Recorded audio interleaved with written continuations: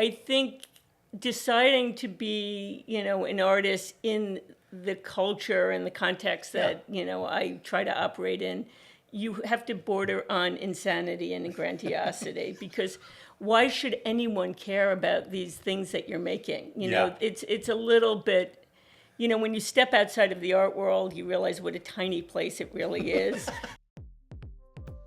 You're listening to A Life Creative, real conversations with artists, designers, and other creatives about how they build, sustain, and evolve their careers. If you're new to the show, welcome. I'm Melano Gomez. I'm an interior stylist as well as the host of this show. My professional life has spanned an arc of many creative projects. Throughout my career, I've met so many interesting creators making a living doing what they love. On this podcast, I want to put the spotlight on them and have them share the steps that they took that led them to where they are today. Today's guest is Julia Wachtel, an American contemporary artist known for exploring where popular culture, media imagery, and fine art intersect. Born in New York City, she holds a BA from Middlebury College, studied briefly at the School of Visual Arts, and then went through the Whitney Museum's Independent Study program. Her work first came to attention in the early 1980s with her exploration of mixed media installations. It's often composed of imagery, cartoons, internet images, and magazine photos, juxtaposing them in ways that feel familiar yet unsettling, asking how we navigate a media-saturated world. Her artwork has been shown in major solo exhibitions at places like the Cleveland Museum of Art and the Bergen Kunsthal.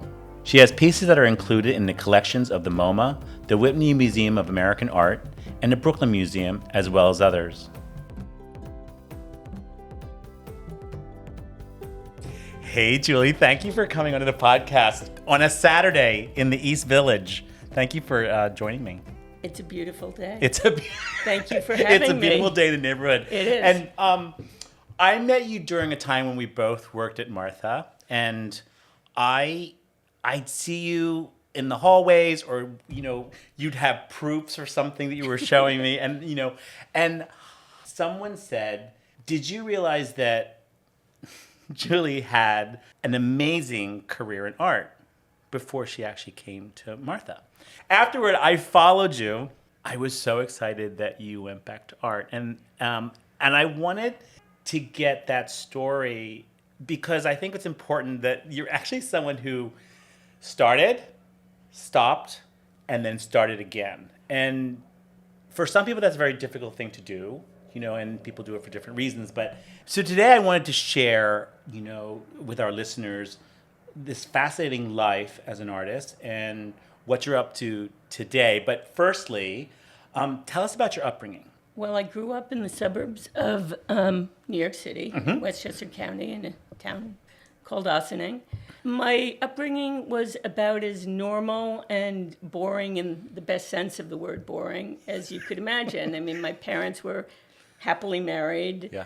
My mom was a stay-home mom. My dad was a lawyer, worked in the city. Really nothing outstanding or unusual in my childhood. You got into photography. What was it about it? So I was always creative. I always was building things, or like I built a skateboard when I was a kid, with my roller skates. I disassembled them and got a board and screwed it together. Like those really dangerous roller skates that they gave us as kids? Yeah. This was before skateboarding became what we know it to be now. But I was always drawing and painting. And I had a very, very good friend in fourth grade, and she's still a dear friend of mine. Her name's Gretchen Kelly.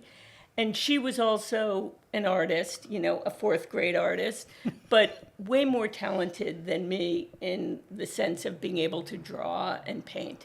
So I was always a little intimidated, or just felt like I wasn't that good because she was so much better than me. Yeah. And her parents were kind of advertising hippie type people who let her do murals in her room. Very Mad Men. Their bedroom, the parents' bedroom, was painted black, just to give you a sense of, in this old farmhouse. So very, very cool. But I continued to make my little paintings and drawings. It didn't stop me from doing that. But yes, You had a camera. I pivoted to photography, yes. In fact, if the question was, what was in your life, what's the most prized possession you ever had? Probably I would say my knicker mat that I got when I was in high school, I think, at that point. And who got you? Did you bought it yourself? I think my parents must have bought it for, my birthday or something. I And forget. this isn't photography where, you're just shooting, Kodak and then sending it to the photomat. You were actually printing. I built out a dark room. Yeah. In an extra bedroom we had in the attic, and I had the enlarger on the toilet, and the bathtub had my trays, and the the shower curtain was where I hung my negatives. So Completely self-taught. yeah. Self-taught as a painter too. I never took painting Painting in classes. college. I was a sculpture major, but we're jumping ahead. You mentioned that you were always interested in pop culture, even when you were a kid. Yes. And what was it about pop culture? I don't know, but I was always fascinated with advertising, with the aesthetic of it. I mean, not that I was identifying graphics with and the consumer aspect of it, but just visually. And I liked kind of pop culture. I remember that I loved my Howard Johnson's T-shirt that I had. Yes. I wish I still had it, actually. Maybe I gave it to my daughter and she has it. I'm not sure. But that kind of thing, I was always drawn to all of that, the graphics, the signage, the advertising. Were you a TV baby? Did you watch a lot of television as growing up? I guess we did. Yeah, but I guess we all did, but right? I don't think any more than probably less than now, because we stream everything. There was so much less to watch. 3 channels. Right, 3 channels, yeah. So But the advertising back then was, I think it's more memorable to me today than things that today. There's really bizarre jingles from Oscar Mayer or Sanka Coffee. Right, we could probably sing them if we had to. Yeah. I remember also watching, for instance, An American Family, the Loud Family. Yes. That was like iconic.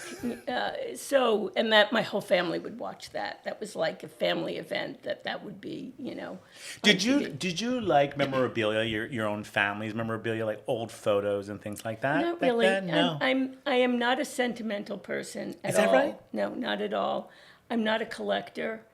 I don't really, weirdly, put much energy into objects. I mean, I like to have a nice house. I like to have nice furniture, a nice car. I mean, I'm not anti. Yeah. I'm not an. I'm not crazy. Ascetic. I'm not an ascetic. But I'm not. No, and I don't really remember there being a lot of that in my house anyway. Yeah. To attach myself to if I had wanted to. So then, after high school, you decided to go to college, and where did you go? So I never considered going to art school, but I knew I wanted to major in art. I went to Middlebury College, which should not have had a great art department. In Vermont. In And then Vermont, what was your honestly. major there? My major was art. Was art. And as it turned out, there was one of the art teachers, a person called Chaim Steinbach, who's a very well-known artist, was my teacher. And he was very plugged into the contemporary art scene, not that he was a practitioner at that point in his life, but he knew what was going on. He brought up, very, amazing artists as visiting artists, Joseph Kasuth, Vito Acconci, very important international artists to come up to the school. To give talks and to give sort of give you the talks. experience of it all. Yeah, they didn't do critiques which they would do now. That would be the standard Sort of like thing. symposium of this artist kind of thing. It's funny. I don't even really remember Yeah. what they said so much. But the point being, I was indoctrinated or introduced, is maybe a better word, into the whole contemporary art scene. Yeah. So I had a very, relatively sophisticated understanding of the New York art world Right.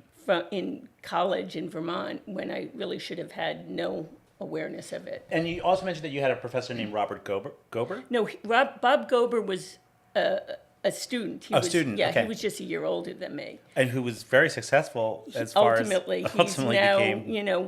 Did one you of- see that early on with him? Or you're like, No. No. I mean, but I didn't, not, there was nothing to see because I don't even know what he was making at the time. Right. So after college, I moved to New York, and then for a few years was in a dance company. Did you that he was a finish? part of. Did you finish your at Middlebury or no? No. Did you leave? Well, I do have a degree from Middlebury. Okay.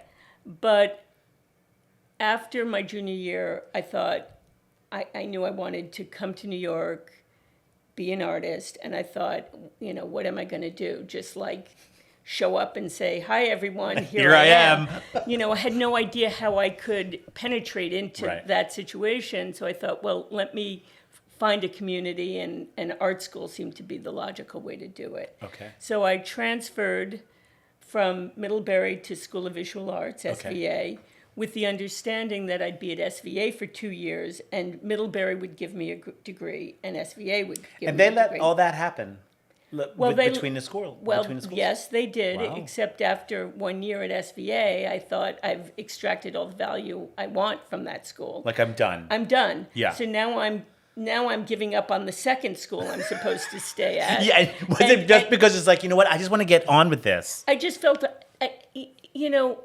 honestly, there's only so much you can learn in art school. Before you have to start doing it. Yeah, and I felt like I knew where I was going and what I wanted to do, relatively speaking.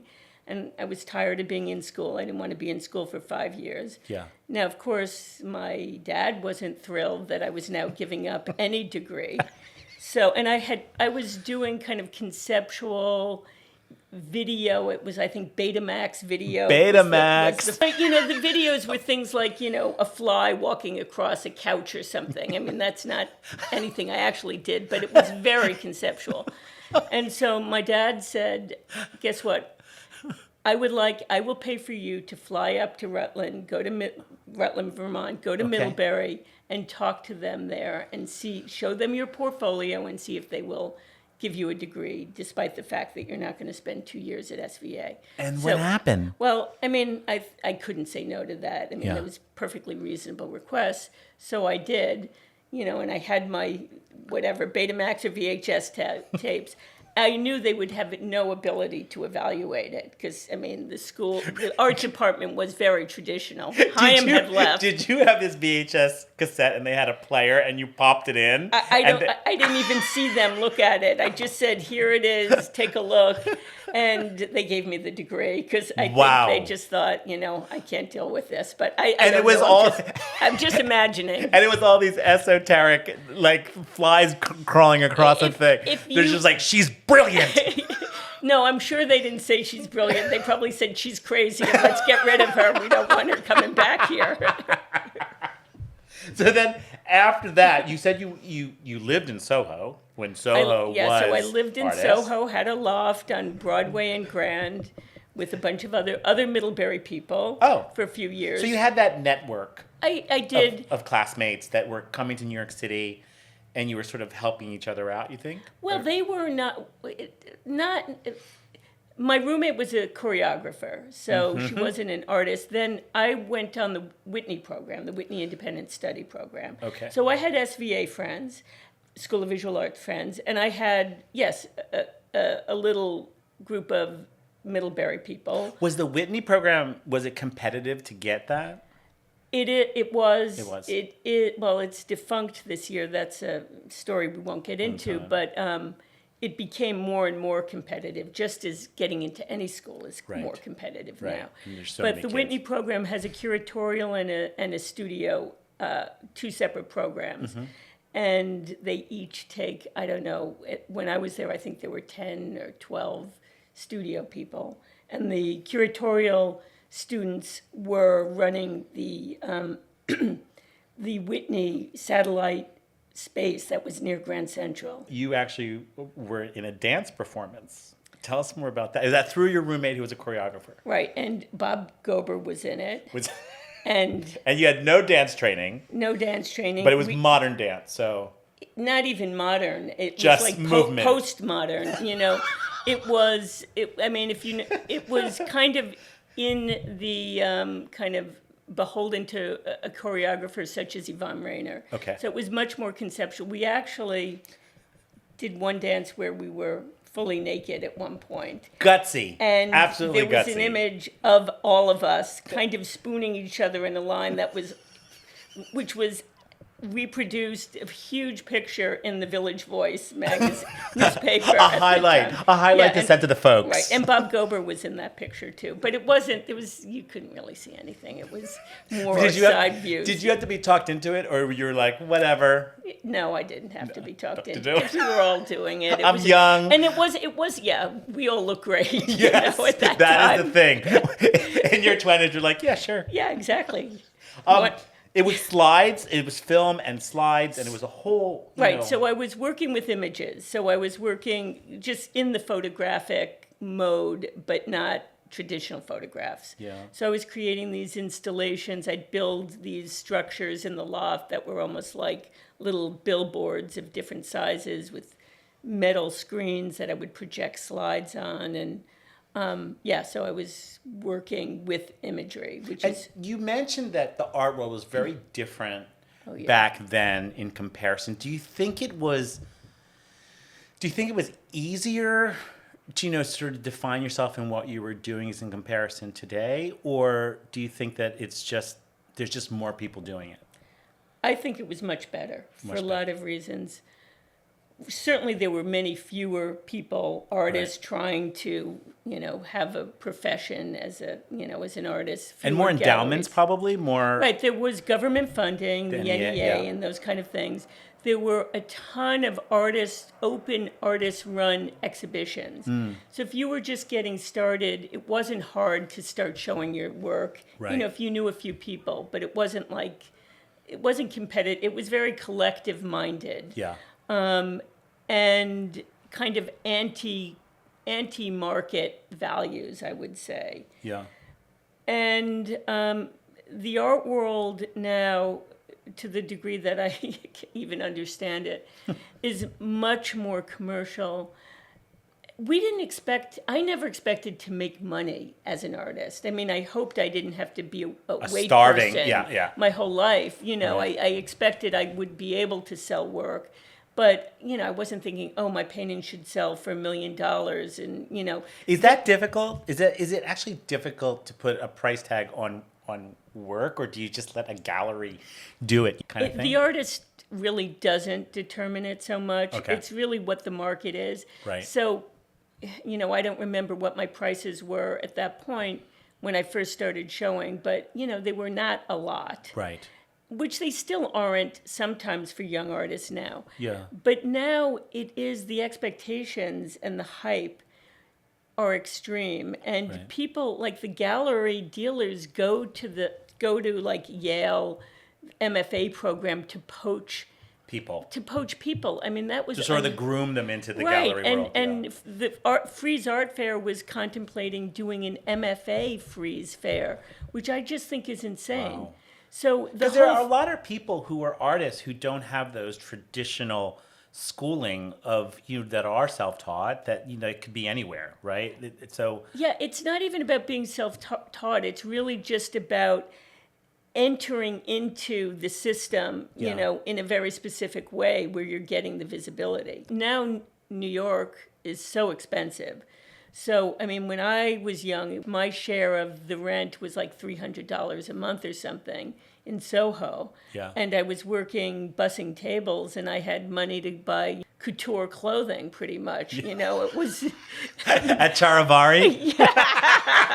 Yes. I don't know if that qualifies as couture, but yes, Charivari. Never Charivari. I love Charivari. But anyway... So now it's just the mindset is totally different. It's just the whole system is about money. Yeah. I'm not saying that there aren't artists who have a more pure, that's a horrible word, but just less commercial raison d'etre to make art, which it shouldn't be about making money. I mean, artists should earn a decent living. I mean, as everyone should. Yeah. Not denying that. But if you're to become an artist because you want to get rich and famous is just insanity. The wrong way of going about it. Yeah. So when you tell me, you said this interesting story about silkscreen, that you started silkscreening and then you were kind of playing with it, but at the same time there was another famous artist who was, yeah. Well, no, I wasn't silk screening. You wasn't, okay. So I was making paintings, and all my work takes imagery from the world, so I'm Media and media. So pop I'm culture. appropriating that's a term of artists who are appropriation artists, which is what I was, called. I hate these terms. I think of it more as reclamation. Okay. These images are there, and I can't avoid seeing them. I mean, you cannot. They're in front of my face. Taylor Swift. Do I have to see Taylor Swift's face every 2 seconds? No, you don't. I do, because I can't. You can't get away it's from there. it, I yeah. go to the movies, and she's there when I'm not going to a Taylor Swift movie or yeah. whatever. So my idea is that they exist. These images exist for me. It's a relationship that if there's no viewer, it doesn't. If the tree falls in the wood and no one's there to Exactly. hear it, so I'm the one there to hear it. So I'm going to reclaim it for myself, because you need me to hear it. Is just my. You're gonna dig up that tree. I am going to chop it down. Is what I'm going to do. But anyway, no. So I wasn't silk screening. Had no thought whatsoever to do it. Didn't even occur to me. And then Andy Warhol died, and Andy Warhol was an artist who I very much admired. Right. And Who took still screening to this level of well, he elevated it, Yeah. and it was kind of his signature. So I think it wouldn't have even occurred to me, and in fact it didn't, to use it, because he owned it. It wasn't, and it wasn't as if I thought, oh, I'd love to do silk screening, but now people will compare me to Warhol unfavorably or whatever. Right. But once he died, I thought, oh, wow, silk screening. That's Up for something- grabs. That's up for grabs now, and I started doing it, and it was like a perfect medium for what I wanted to do. And I don't know if people realize that the format of your pieces are pretty big. It's a large screen that you're actually still screening. What's the largest thing you've done? Well, because I make panels, the paintings are like- bigger than the individual Are they screens. triptychs generally, or it could be Usually more 4. It could be Okay. 3, 4, 5. I do make single paintings and diptychs, but typically 4 would be. So my paintings are typically, about 60 inches by 120 inches or something like that. But they break down.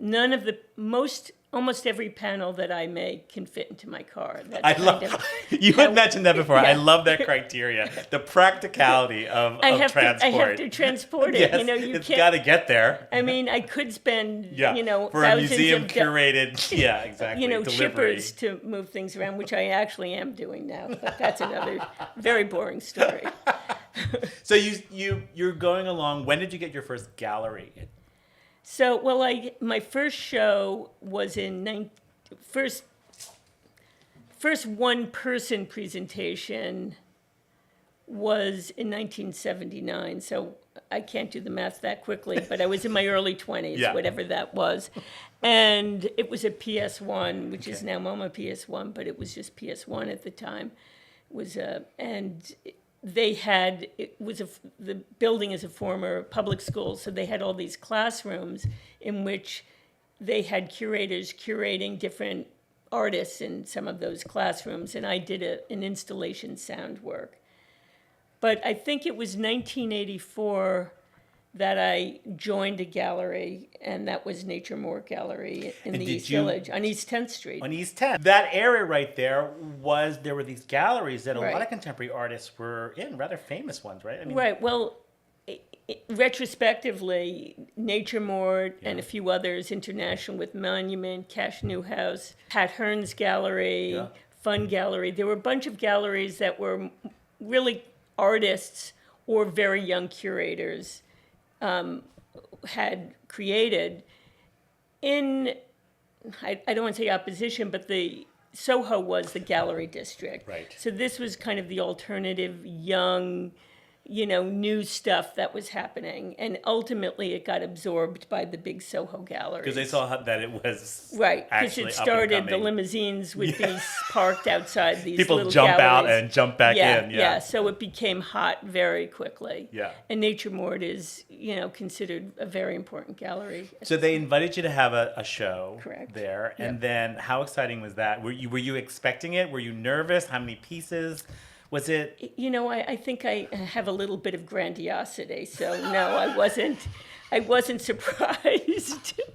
Yes, I should be given a show. Yeah, I mean, how do I say it? I think deciding to be, an artist in the culture and the context that, I try to operate in, you have to border on insanity and grandiosity because why should anyone care about these things that you're making? It's a little bit, when you step outside of the art world, you realize what a tiny place it really is and how much bigger the world is. So there is a lot of myopic thinking within the art world, but I do think you have to have a really ridiculous, insanely inflated idea of your own value in order to survive. That's just the ecosystem. Well, let me just tell you, the two people who ran the gallery, Alan Belcher and Peter Nagy, were maybe 3 years younger than me.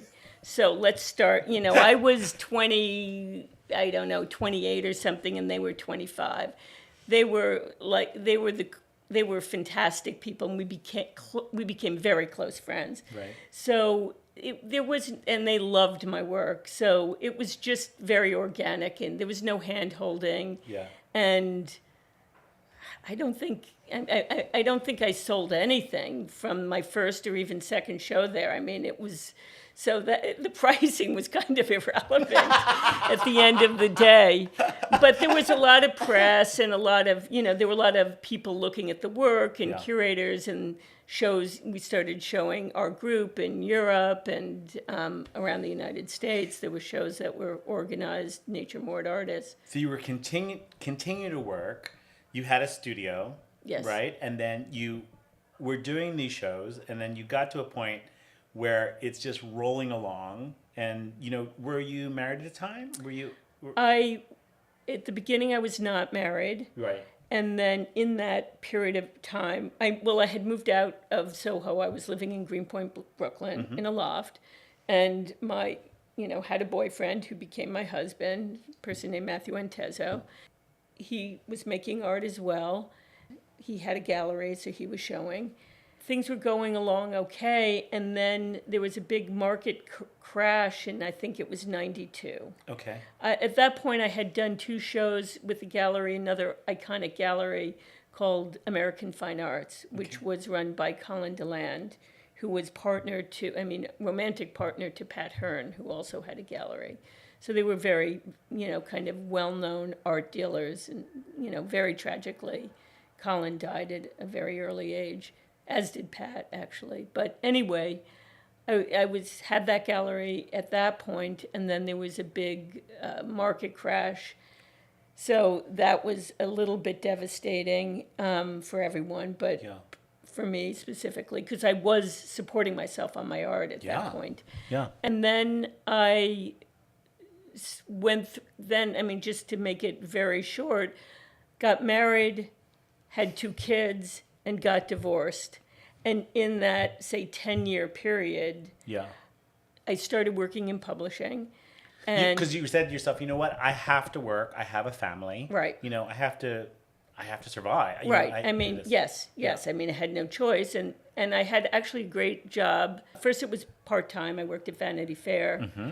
And then later at Martha, where we met. You worked at Condé Nast in several different publications. I worked at Mademoiselle magazine. Mm-hmm. I worked very briefly at Travel and Leisure.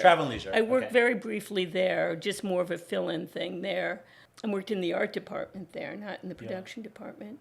Did you like it? Did you like doing something completely different from what you were, your art career of it? Was it sort of a nice break from it? Yeah. Visually? At the beginning, for much of it, it was, pre the internet, which kind of destroyed publishing magazines to a large Absolutely. degree. Absolutely. But I love the people I work with. Yeah. It was a very creative. I mean, everyone was a creative person. Visual, a lot of visual. yeah. And you know, I was a painter, but there were people who were musicians, or Yeah. you know, or people Craft. who were just into design, Yeah. craft, all of that. So, yeah, I loved the culture at both Vanity Fair and then at Martha, and then I went back to Vanity Fair. At the end, the culture at Vanity Fair got to be not good at all. Yeah. Just because of the pressures, I think, of the internet and Yeah. the mindset The death change. of the beginning of the death of publishing. Exactly. Yeah. So then, okay. So all this happens, and then I'm in the second half of this 10-year period. Okay. And at this second half, I'm slowly getting my mojo back in the studio. and how did that happen? Was it sort of just you started sketching? Did you start looking at imagery? Like, what was the? There was a very specific catalyst. So I had been kind of lost. I was doing a lot of experimental, not a lot, because I wasn't doing a lot, but to the degree that I was doing anything, Yeah. it was more like, you know, feeling my way through the dark, trying to figure out something that wasn't really congealing. Right. And Chaim Steinbach, who had been my teacher at Middlebury, Okay. the one who kind of opened the doors to me. He came back He- into he your ca- life, Well, or he was always there. he was in my life the whole Whole time. time, and we actually lived in the same building Okay. in Greenpoint. We had a close creative relationship. You know, he'd come into my studio all the time. I'd go to his studio, and he said, "Julie, why don't you just get back to what your core, what you do? You know, why are you doing all of this stuff? Just get back to what you had been doing." Did And- you leave your studio basically intact, all your things there to create art? You just kind of, or did it just evolve into just storage? And Oh, no, you- no, it was always a studio. always a And I studio. was working. I Yeah. mean, it's not like I wasn't working, but for the last 4 years of it, I was making one painting a year. Okay. Whereas now I make more like one painting a month, you know, Right. just to give a reference point. But so he said, you should go back to what you were doing. And because at this point, the internet exists. So I'm already starting to explore what, you know, Yeah. I was. It's easier I to was go onto the dabbling in that. interwebs to find that media. So I went back to what I was doing, but with a slightly different new perspective on it. Right. So that's how I started. So because I had 2 kids, I was a single parent because their dad was living in Europe. I had a full-time job, and then I was dating someone who I ultimately married. My attention or responsibilities or relationships were going in a lot of directions that weren't in the studio. Right. Nonetheless, I managed to stay focused enough to make 4 paintings. And I thought, okay, now I can pick up the phone and I can call, you know, art dealers in New York who probably still remember who I am. Your reputation preceded you enough to like make a cold call back. Yes. Same people. Well, different people, but because Peter had moved to India. The gallery is now in India. Mm-hmm. So not galleries that I had worked with, but other galleries that should know who I am based on, I mean, there were a past. bunch of new galleries that probably had no idea who I Yeah. was. But just there were some important people I knew I could most likely get them to my studio, but I'd have one shot. You know, because if they came, That is like, hey, I've been away for 10 years, come, and they come in and go, what are you doing? This sucks. They're never coming back, right? Yeah. So you were obviously nervous. I was nervous and I was being slow about it, but I never had to pick up the phone because at that same time, a gallery in London discovered me. And they came to New York Okay. to meet me. And How did they discover you? well, so the first part of my career was pre-digital. Right. So I had no digital footprint, but I had been in this 10-year period in this one show, just that I had one little painting in. In the UK. No, in New York. In New York. And that dealer, everybody who put a single painting up on her wall, she had on her website. I So they see. came across a catalog. I don't know what catalog. I should find that out. But a catalog of mine, or some print thing where they saw my work and they're like, "Oh And my the God." catalog, generally for the listeners, is a catalog that they print out for the gallery show Yeah. of the artist, their bio, Right. and their sort of ethos of what Right, what they're and about. images of the work. So they found out, oh, this artist looks interesting. Let me, go online and find out where she is. And there's nothing except for this one gallery. So they went to that gallery. That gallery put them in contact with me, and they came to New York. Loved what the 4 paintings that I had now, and offered to put me in a group show, and then quickly after that asked me to join the gallery. And then they started recontextualizing me in Europe. And Well getting done, me you. into museum shows and things like that. So that got me, I was just like very, very lucky. But also, it must also, your confidence level, to have that sort of stamp or to have that sort of approval of someone who really appreciates your work, it's a big deal, especially when you haven't done it for a decade, yeah. and then you're just. And I was, when you were telling that story, I was sweating. Like, I was nervous for you. I can't imagine being in a gallery and sort of being judged on 4 pieces. That is, well, so she saw 4 new paintings. Okay. But were they yes. anything like you do today? Or Yes, it's all. It's Okay, like in the the same- through line is like very consistent, Right. but shifts. Hopefully, I'm not just repeating myself for 40 years. well, there's but, subject matter. yeah. There's But yes, you make a very good point, because then a gallery in New York, Elizabeth D, came to me, and I started working with them, and she was doing the same thing, contextualizing the 80s work, because now the 80s work is very well known. People like Richard Prince, Cindy Sherman, Jeff Koons, all of these artists. So basically, they were saying Julie was part of this, kind of group, This and OG. she's been forgotten. Let's remember her, essentially. But I realized, well, I can't have a sustainable career based on paintings I had done, however many decades earlier. I had to be relevant now, and it's not like I decided, oh, now I'm going to make paintings to be relevant. I'm always trying to be relevant.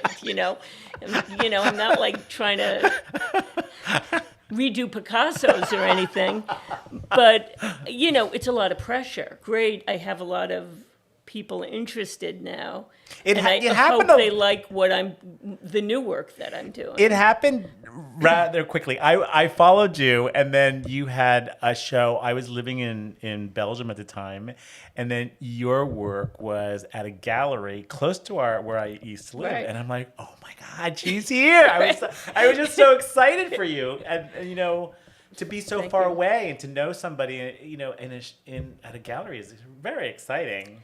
It did happen quickly, for which I'm very, very grateful. Are you different in attitude towards it from the first time? Are you more laid back? Are you more careful, or are you any differences? It's so hard to say, because are you different from when you were 20? Oh my God, yes, yeah. I can take care of a plant when I was 20. That's an interesting question. I hadn't thought. I've never thought about that. Well, the maturity aspect of I it. think I'm more mature. I think the work has greater complexity to it, even though on a superficial basis, it's throwaway images from the world. What did change in terms of my process, that's not my personality or attitude, but because of the internet, before, basically I'm an editor, or that's a large part of what I do. So when you're editing in a pre-internet world, it's a much more finite kind of source material. There's magazines, Yes. there's newspapers. And a Xerox machine. And a Xerox machine. Now it's unlimited. So and AI thrown into that. and that's a whole other thing. That's a whole other thing.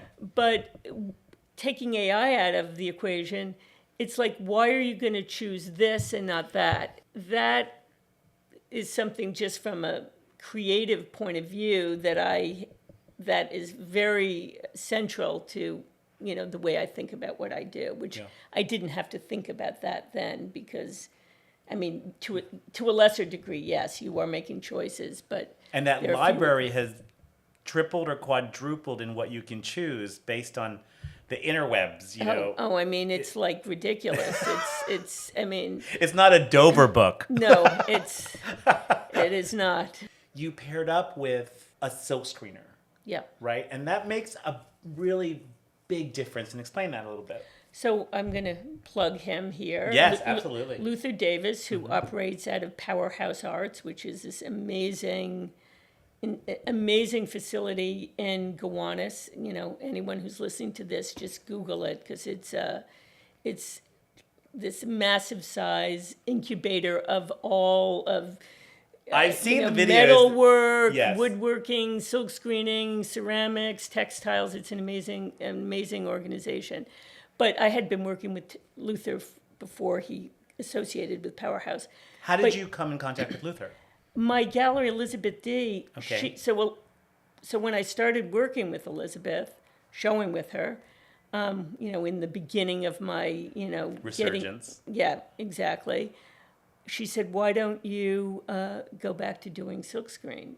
From a strictly marketing point of view, like." And what was your reaction? I was kind of put off by it because, Yeah. I don't make work, from a marketing point of view. I make work that comes out of what my desire is.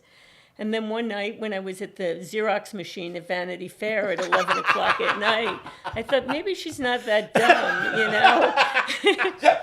What's the difference? And so I, kind of kicking and screaming said, well, maybe, but I don't have any silk screeners. And she provided his name. And, Amazing. And it's funny because he tells a story. It's kind of funny because I had worked, in the 20 years before with this just very rough, not a very professional silk screener. But we had a method. Wait, wasn't he the guy his experience in silk screening was doing boxes, Yeah, right? fragile signs and arrows on boxes, cardboard So boxes. the quality of the line might be a little rough. Right? He had gone to Pratt, so he was so excited, to be working with someone doing something other than cardboard boxes. But so I go to, I'm going to go meet with Luther. So I take one of my panels from years and years that I'd silkscreened in the back of my car. And he calls it, he loves to tell the story as if it was a drug deal or something. He comes down and I open up the trunk of my car in the back. What do you got? And I'm like, can you do this? And, this guy is like insanely talented. He's probably the best silk screener in the United States. He does every well-known person's silk screen that you can think of. How many colors was in that piece? Just one. Just one. Just one. And Luther, do you think you can do this? And then the first time I screen printed with him, I was trying to tell him how to do it. And he's like, Julie, relax, don't worry, we've got this.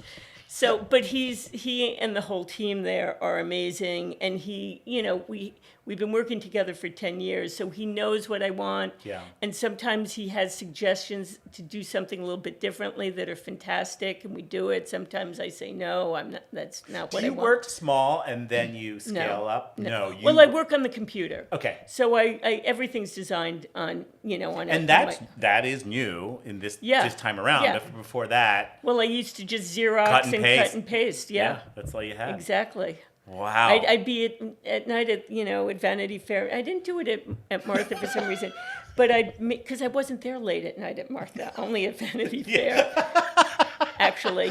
And I'd be doing it at 5%, 10%, 15%. Yeah. Like to bring it home and see what I wanted. Exactly. Tell us more about your art, the thematics and the description of what you're doing today. It is still about media. It's about brands and about pop culture. I love the juxtaposition of your images. So now I'm working on a new body of work. I have a bunch of shows coming up. Okay, and exciting. I'm none of these paintings are done yet. I just am preparing gessoing my canvases. How many do you work on at one time? One at a time, or two at a time? 2 at a time. Okay. I mean, or one depending on the pressures. My studio don't have space to do more than 2. Yeah.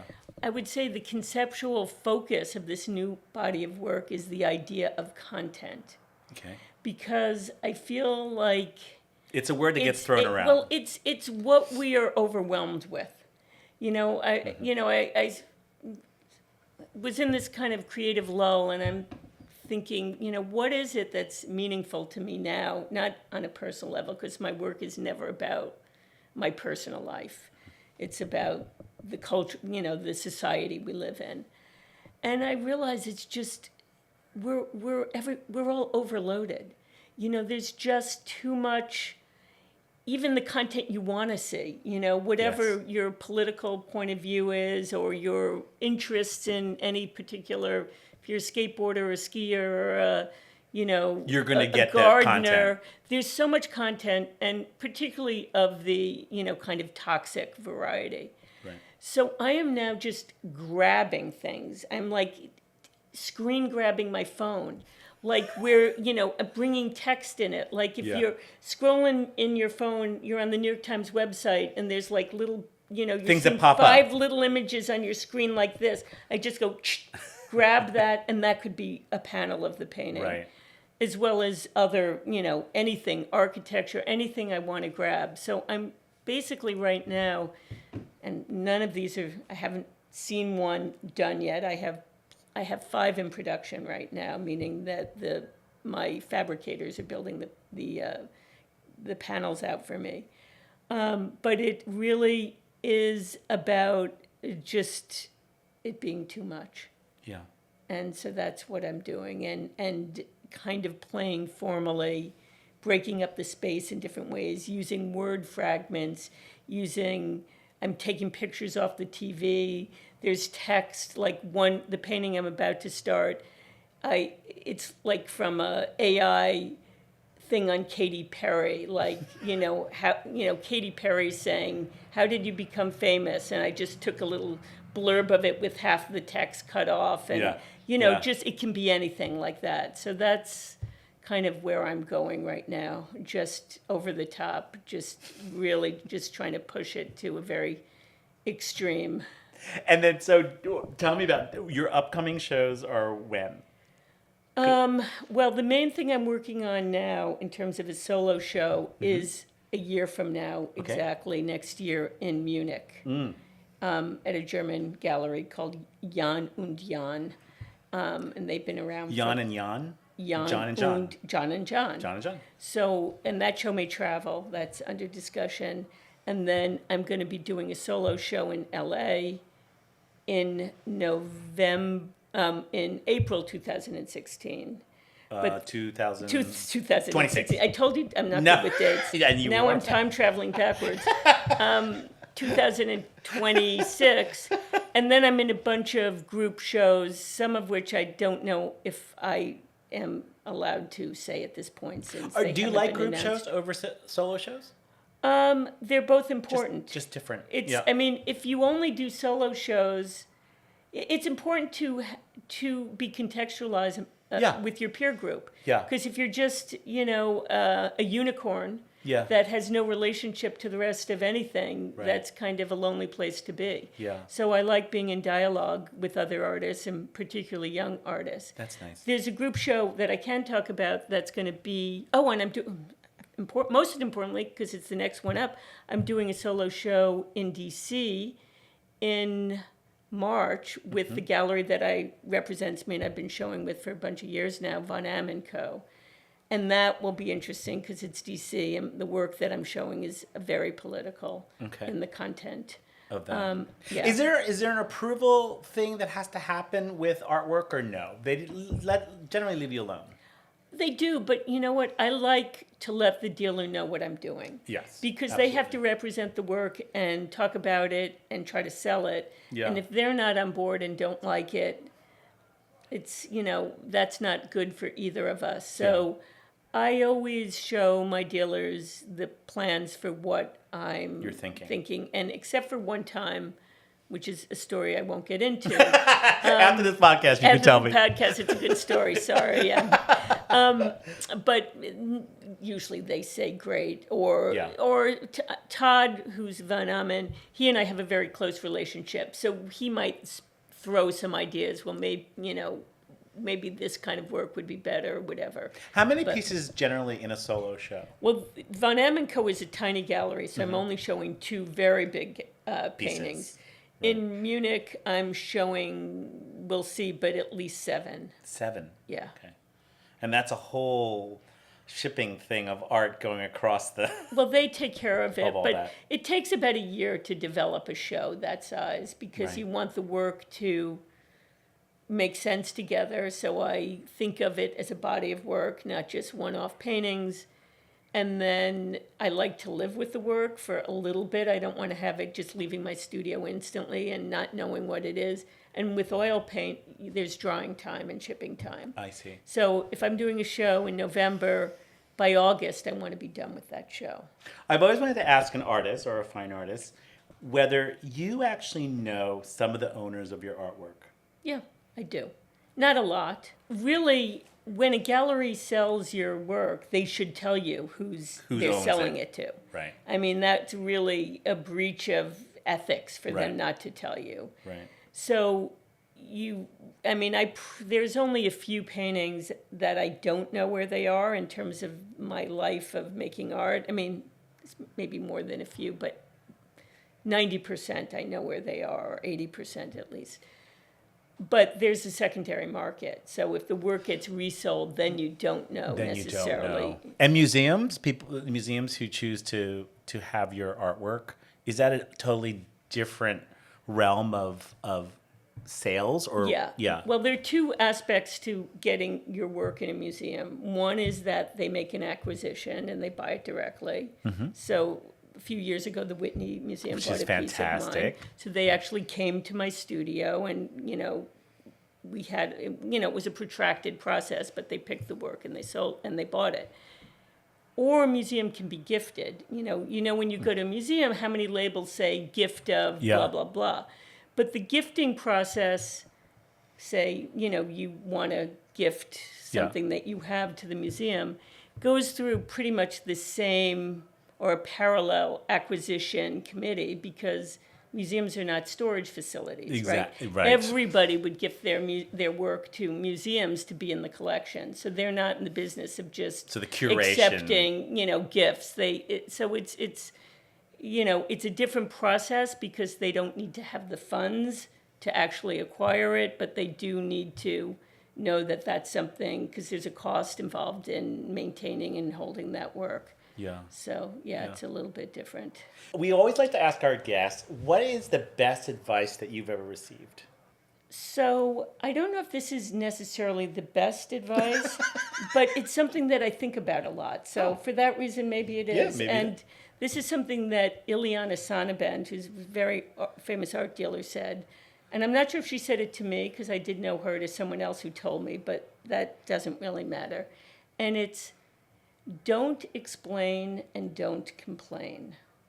Okay. And I'm someone who neurotically has a compulsion to have full transparency. And Which is the aspect of your personality that I absolutely love. it's not necessarily the best thing.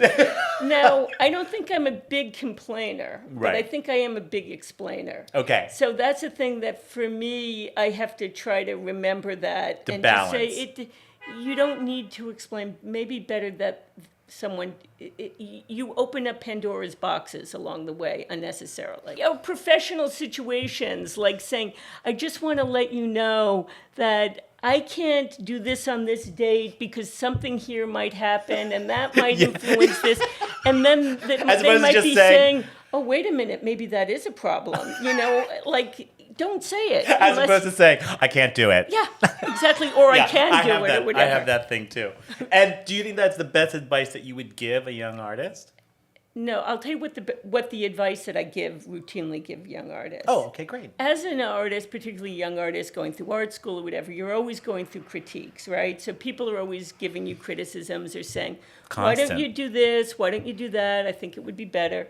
And so artists, young artists, or any artist for that matter, are kind of self-defended to deflect that and stay true to who they are, and that's a good thing.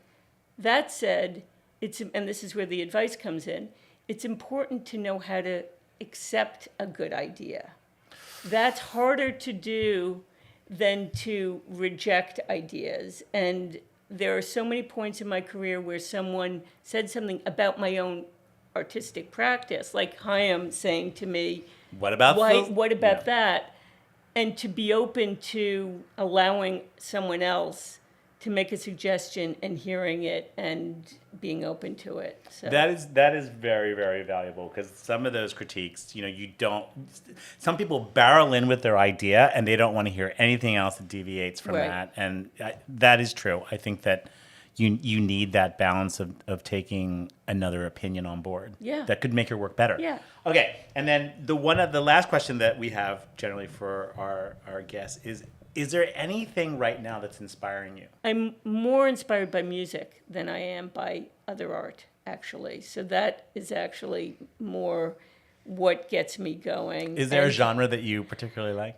I mean, the genre I listen to a whole range of music, Yeah. very wide range of music.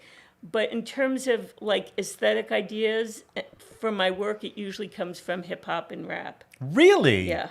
I mean, think of sampling. Yeah. For instance. Yeah, exactly. That's sort of the same realm of it. Yeah. So, yeah, exactly. And just, if you think of like sound effects and just attitudes that I can so easily kind of translate into a visual way of thinking about color or texture or things like that. So yeah, that's what inspires me.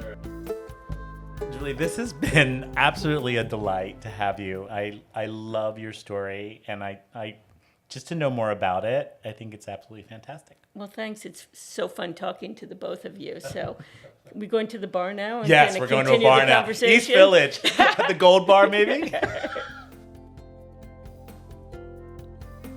If you want to learn more about our guest today, find links and show notes, visit our website, www.alivecreativepod.com. If you enjoyed the show, please consider following or subscribing, commenting, and giving us a like on whichever platform you're listening on. It really helps us grow our audience. Our producer is Chris Kangas. Our theme music was composed by Pierce McIntyre, and a special thanks to all the amazing people at East 10th House Studio.